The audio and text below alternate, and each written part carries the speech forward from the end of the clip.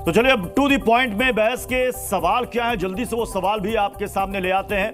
पहला सवाल, कांवड़ यात्रा में नाम छिपाकर मुसलमान क्यों दुकान लगाते हैं? दूसरा सवाल, दुकानदारों ने माना फैसला तो फिर भाईजान क्यों परेशान है? एआईएमआईएम चीफ को क्या परेशानी है? क्या सियासी दल भड़काने के लिए इस तरह की बयानबाजी कर रहे हैं? सवाल यह भी कि नाम बताने का फरमान क्या यह बांटने वाला फैसला है जो विरोधी कह रहे हैं?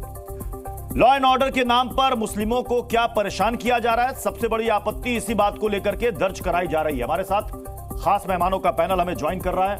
हमारे साथ है मनीष शुक्ला, बीजेपी के प्रवक्ता, विनोद बंसल हैं, विश्व हिंदू परिषद के प्रवक्ता, आचार्य विक्रमादित्य थोड़ी देर में हमें ज्वाइन करेंगे, दानिश कुरैशी हैं, एआईएमआईएम के नेता, आचार्य विक्रमादित्य भी आपको स्क्रीन पर नजर आ रहे हैं, और साथ ही स्टूडियो में मेरे साथ हैं हासिक खान साहब। मैं सबसे पहले दानिश कुरैशी जी आपके पास आ रहा हूं। ये नाम और पहचान छिपाकर दुकान लगाना, मतलब क्या ये संविधान कहता है कि नाम और पहचान छिपाकर दुकान लगाओ? ये सबसे पहले मुझे ये बात बता दीजिए कि योगी सरकार ने जो फरमान जारी किया है, इसमें नाम और पहचान तो ऑलरेडी प्रशासन के पास है ही।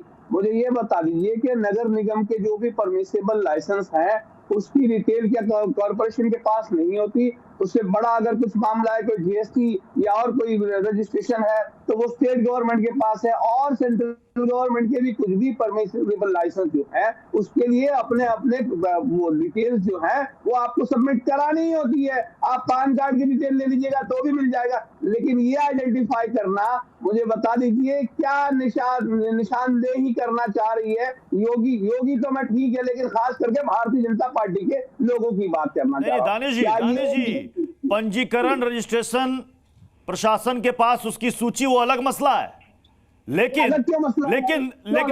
लेकिन दुकान में नाम आप अपना क्यों नहीं लिखते? अगर आपने पंजीकरण कराया है अपने ओरिजिनल नाम से, तो वही ओरिजिनल नाम दुकान के सामने लगाने में क्या आपत्ति है? मुजफ्फरनगर के कई मुस्लिम भाइयों ने इस फैसले का स्वागत किया है, लेकिन एआईएमआईएम चीफ को प्रॉब्लम है। क्या दिक्कत है?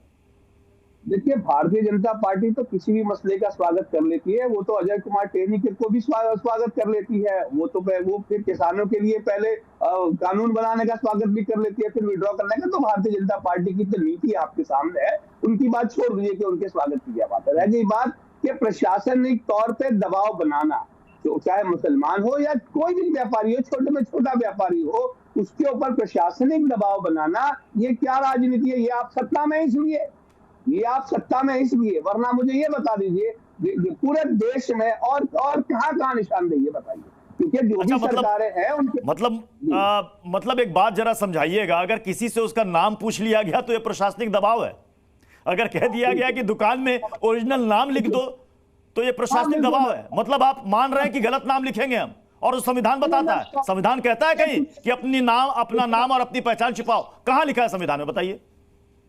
मैं आपको एक बात बताऊं, मुझे ये बताइए कि व्यापार जो वस्तु है, कोई भी है, छोटे से छोटा व्यापारी है, अगर चाहे मैं हूं, आप चाहे जो भी हैं, अब मैं आपको एक बताऊं कि कोई भी एक धार्मिक जगह है, धार्मिक प्रोग्राम, जैसे कि अगर ये कावड़ की बात की जा रही है या कल मुहर्रम की बात की, मुहर्रम के अंदर में बहुत सारे लोगों ने छोटा छोटा व्यापार किया होगा, किसी ने गोली बेचा होगा, किसी ने बिस्किट बेचा होगा, छोटा छोटा व्यापार किया होगा। और जब आप धर्म उसका पूछेंगे कि आप कौन से मजहब से हैं, तो आप क्या निशानदेही करना चाहते हैं बताइए तो मुझे, मतलब आप क्या? तो मनीष शुक्ला जी, ये प्रशासनिक दबाव बनाया जा रहा है, धर्म विशेष को टारगेट किया जा रहा है, परेशान किया जा रहा है, ये आपकी जो नीति है बकौल असदुद्दीन ओवैसी दक्षिण अफ्रीका की रंग भेद नीति जैसी है। देखिए प्रत्युष जी, पवित्र श्रावण मास में 22 जुलाई से कांवड़ यात्रा शुरू होने वाली है। उत्तर प्रदेश की योगी आदित्यनाथ जी की सरकार, भारतीय जनता पार्टी की सरकार, पूरी यात्रा सद्भाव से हंसी खुशी बीते, इसके लिए तमाम कदम हमारी सरकार ने उठाए हैं। उनका स्वागत पुष्प से किया जाएगा, मार्ग में प्रकाश हो, सड़कें ठीक हो, और साथ ही साथ जो लोग शिविर लगाएंगे उनके संचालकों का भी सत्यापन कहा गया है। उसी क्रम में दुकानदारों से भी अपनी आइडेंटिटी सामने रखने को कहा गया है। ये सारी चीजें यात्रा की सुगमता के लिए और सुरक्षा के लिए हमारी सरकार ने उठाया है। और ओवैसी जी इस पे शोर मचा लें, उछल कूद कर लें, लेकिन हम कांवड़ यात्रा को असुरक्षित नहीं जाने दे सकते। ये हमारे राज्य की दायित्व होती है, राज्य सरकार का दायित्व होता है। और रहा सवाल अभी जो AIMIM के प्रवक्ता कह रहे हैं, तो देखिए ओवैसी और ये लोग चाहते हैं कि देश में एनार्की रहे। कल ये कहेंगे रजिस्ट्रेशन भी नहीं कराएंगे, कल कहेंगे रजिस्ट्रेशन और GST नहीं हम कराएंगे, नगर निगमों में हमारा नाम क्यों पूछा जा रहा है, मकान के नाम क्यों चढ़वाए जा रहे हैं, उससे भी पहचान प्रकट हो जाएगा। इतना एनार्की तो नहीं चल सकती। सबको, हमारा तो ये कहना है कि सभी दुकानों पर परमानेंट, ये जो रेहड़ी पटरी है इसके अतिरिक्त भी जो फिक्स दुकानें हैं परमानेंट, तमाम जो संस्थान और प्रतिष्ठान होते हैं सब पे नाम होना चाहिए। हर घर पे मकान मालिक का नाम आगे लिखा होना चाहिए। इसको भी सुनिश्चित कराना चाहिए। हमारा तो यहां तक कहना है, आखिर नाम छिपाने के लिए इतनी तड़पन क्यों है इन लोगों के अंदर। लेकिन हमारी मंशा साफ है, उत्तर प्रदेश सरकार की मंशा साफ है। कांवड़ यात्रा जो अखिलेश यादव और तमाम राज्य, चलिए मैं बाकी मेहमानों का रुख करूंगा, लेकिन इसको लेकर सियासत किस तरीके से गरमाई हुई है, क्या क्या बयान अब तक सामने आए, वो भी एक बार देख लेते हैं। आरिफ, ये ठेले पे आपने नाम लिखा है, किस लिए लिखा? ये कांवड़ की वजह से ही लिखा गया। किसने कहा? ये प्रशासन के ऑर्डर है कि ठेली पे अपना नाम लिखो।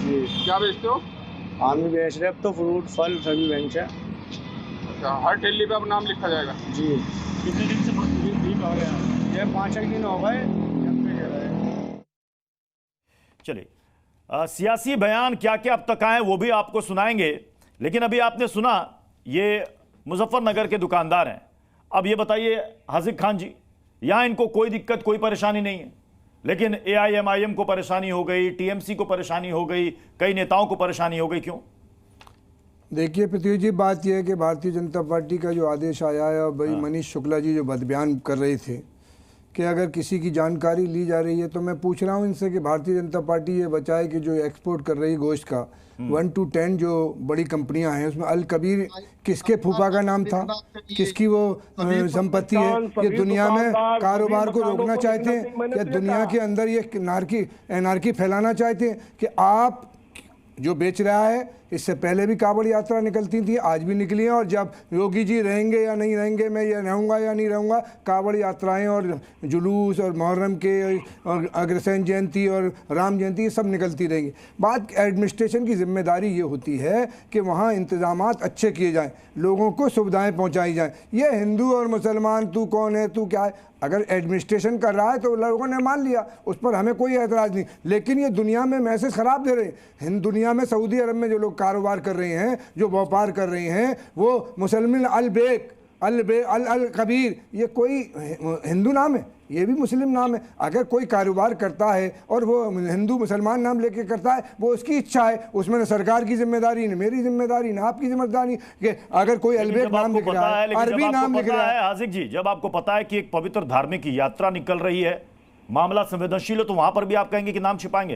अरे नाम ओरिजिनल बताने में दिक्कत क्या है? मुझे एक बात पहले, सबसे पहले तो ये बता दीजिए, अगर आपका नाम अगर हाजिक खान है तो हाजिक खान की बजाय कुछ और बताइए। पैदा की, उसमें पहले भी लोग भेजते थे, तब भी किसी ने नहीं पूछा। मायावती 3 बार चीफ मिनिस्टर रही, अखिलेश मतलब आप इसे जायज मानते हैं? कांग्रेस नाम छिपाकर धंधा करना जायज मानते हैं? मैंने उसका समर्थन सरकार ने मांगा है, लोगों ने दे दिया, हम क्यों उसका विरोध करेंगे? लेकिन ये आप मैसेज दुनिया भर में खराब मैसेज दे रहे हैं। मैं दुनिया की कह रहा हूँ, हिंदुस्तान में तो हमारे लोगों ने मान लिया। आरिफ लिखा हुआ है, आरिफ फलवाले से आप बात करें। विनोद बंसल साहब, मतलब आप कह रहे हैं कि इससे दुनिया में गलत मैसेज जा रहा है? दिलों में आग, लम्हों पर गुलाब रखते हैं, सब अपने चेहरे पे दोहरे नकाब रखते हैं। ये दुरंगी बातें, दुरंगी बातें हैं क्या? हमारा देश का नागरिक हिंदू भी है, मुसलमान भी है। विनोद जी सारे ये कह रहे हैं दुरंगी बातें हैं, दुनिया में गलत मैसेज जा रहा है।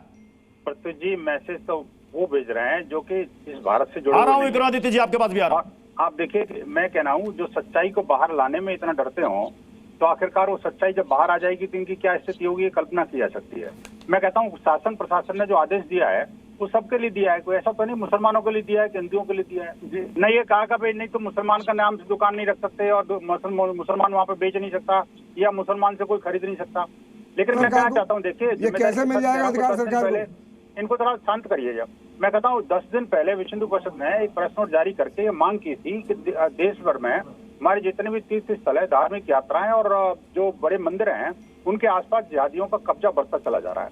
वो जो है थूक करके खाना बनाना, थूक करके सब्जी फल बेचना, थूक करके और उसको अपवित्र करके प्रसाद बेचना, ये तमाम तरह की ये सब झूठी बातें करते हैं। बकरीद पे सारे साधु लोग गोश्त मांग रहे हैं, हमारे यहाँ किसी ने एतराज नहीं किया आज तक किसी मुसलमान ने कि इन्हें गोश्त देना है कि नहीं। आप लोगों का अपना कारोबार कर रहे हो, उसे भी रोकने की बात करते हैं। अरे भाई अभी बकरीद गुजरी है, तमाम साधु हमारे मोहल्ले में घूम रहे थे और पैसे दिए जाते थे तो मना करते थे, वो कहते थे मुझे गोश्त दो।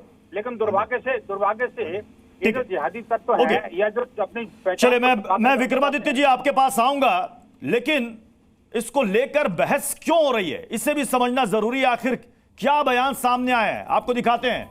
ये देखिए असदुद्दीन ओवैसी ने क्या कहा है, महुआ मोइत्रा ने क्या कहा। ये कह रहा है कि अब हर खाने वाली दुकान या ठेले के मालिक को अपना नाम बोर्ड पर लगाना होगा ताकि कोई कांवड़िया गलती से मुसलमान की दुकान से कुछ ना खरीद ले। इसे दक्षिण अफ्रीका में अपार्थाइड यानी कि रंगभेद कहा जाता था और हिटलर की जर्मनी में इसका नाम ज्यूडन बाइकॉट था।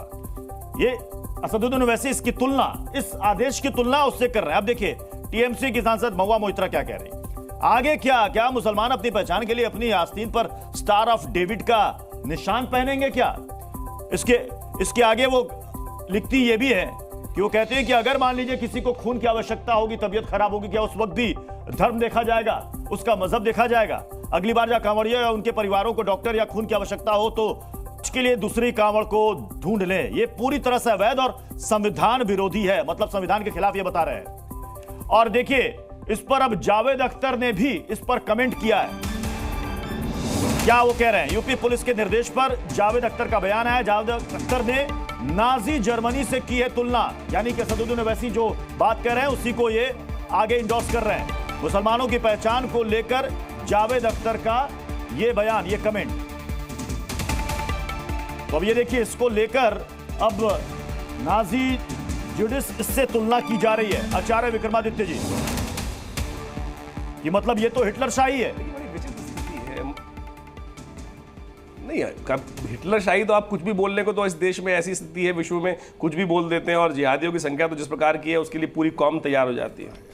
हज यात्रा होती है, हजारों रुपए खर्च होते हैं, कोई उसको नहीं करता, कोई जाता है सम्मान करता है कि भैया सब बहुत बढ़िया कर जा रहे हो। लेकिन जब भी कांवड़ यात्रा होगी, हिंदुओं को कोई फंक्शन होगा, कोई ना कोई सेकुलर सूडो सेकुलर लोग इकट्ठे होने शुरू हो जाते हैं, कहीं ना कहीं छाती पीटनी शुरू हो जाती है, पानी बर्बाद कर रहे हो, अरे पानी बर्बाद कर रहे हो, ये कर रहे हो, वो कर रहे हो। हजारों रुपए खर्च करके हज यात्रा होती है, कोई विरोध नहीं करता, कोई विरोध नहीं करता, सब सुंदर व्यवस्था करने की बात करते हैं, चाहे वो एयरपोर्ट पर जाके कितनी बदहवासी चाह जाए, कितनी परेशानी हो जाए, लेकिन सब कहते हैं भाई चल ठीक है, इबादत के लिए जा रहे हैं, कोई दिक्कत नहीं। लेकिन कांवड़ यात्रा जिसमें कोई व्यवस्था, आदमी पैदल जा रहा है, भगवान का नाम लेते हुए जा रहा है, उसमें कोई दिक्कत। अब मुझे लगता है कि अगर जो ये मेन मुख्य व्यवस्था आज जो कह रहे हैं कि हिंदू नाम रखकर दुकान खोल रहे हैं, अरे हिंदुओं से इतना प्रेम हो गया है, ईश्वर के नाम से इतना प्रेम है तो घर वापसी कर लो ना भाई, क्या दिक्कत है? और अभी एक बड़ी विचित्र स्थिति हुई यहाँ पे। मैंने एक फैक्ट चेक किया अभी, अल कबीर एक्सपोर्ट्स के नाम पर यहाँ पे बैठे हुए एक जिहादी व्यक्ति ने यहाँ पर बोला कि ये मुस्लिम कंपनी नहीं है, हिंदू है। ये फैक्ट चेक कर ले।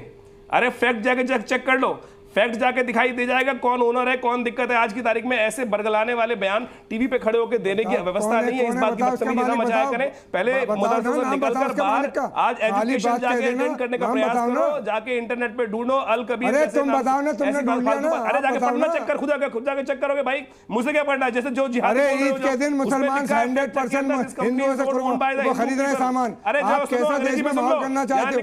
हिंदू मुसलमान करके उन दुकानदारों की दुकानदारी बंद करना चाहते हो? आप मुझे बताओ ना, हमें तो कोई दिक्कत नहीं, हम तो कहते हैं सभी हिंदू हैं, कहीं भी कहते हैं सभी हिंदू हैं, लेकिन आपको दिक्कत क्या है कि आप क्या इस्लाम के अंदर जायज है क्या? आपके अंदर इस्लाम के अंदर जायज है? मैं सीधा प्रश्न पूछता हूं यहाँ पे मुसलमान लोगों का क्या इस्लाम इस बात की इजाजत देता है कि 430 में हम शिरकत करते थे, सैकड़ों दुकानें मुसलमानों की हुआ करती थी। आप हिंदू मुसलमान करके अपनी पहचान छुपाकर जिहाद कर रहे हो, जानकारी नहीं है। सऊदी अरब में 100 कंपनियां ऐसी होंगी जो अल्लाह के नाम काम कर रही है। आकर यहाँ पर डिबेट में खड़े हो जाते हैं, जो अनेक अखेर उपस्थित कर देते हैं, जाके पढ़ो। अरे पढ़ो, नाम बताओ ना, पढ़ लिया तुमने तो नाम बता दो उसका कौन है। से बाहर निकलना पड़ता है, 1 to 10 जो है बड़े उद्योगपति कबोश के सारे हिंदू हैं। 1 to 10 बताओ उनके नाम तरसोगे, एक फैक्ट चेक करोगे तब जाके समझ में आएगी चीज। अरे फेस तुमने चेक कर लिया, बता दो नाम, अब तक नहीं बता पाए, झूठी बातें करते रहे, झूठ बोलते रहे। जिंदगी में बात करनी है लगातार, हर जगह यही। अरे सबसे सबसे बड़ी दुकानदारी ईद पर होती है जो हिंदुस्तान में सारे मुसलमान हिंदुओं के यहाँ से खरीदते हैं। कोई ऐतराज नहीं किसी मुसलमान को, किसी मुफ्ती ने बयान नहीं दिया। देश में अफरा तफरी फैलाने वाले आप जैसे लोग ऐतराज करने का। दानिश कुरैशी जी, अरे मौलाना साहब, मैंने जी न्यूज़।